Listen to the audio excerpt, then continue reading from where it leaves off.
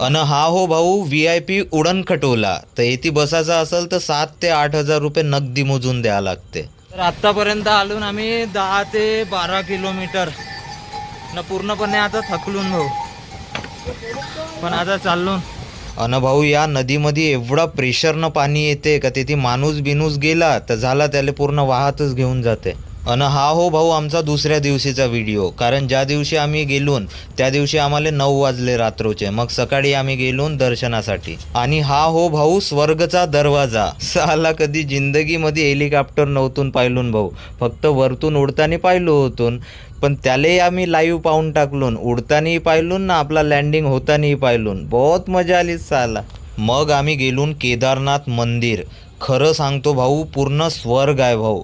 तुम्ही कुठे नको जा, पण एक वेळ नाही का केदारनाथ मंदिरमध्ये जा यार.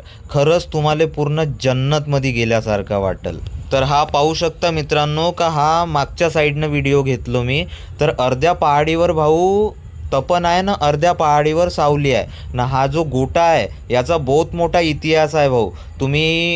तुम्ही गुगलवर किंवा यूट्यूबवर सर्च करा भीमशिला, पूर्ण तुम्हाला डिटेल माहीत होऊन जाईल. मग आम्ही पूजा वगैरे केलो भाऊ. मग आम्ही आमच्या घराकडे निघालो भाऊ.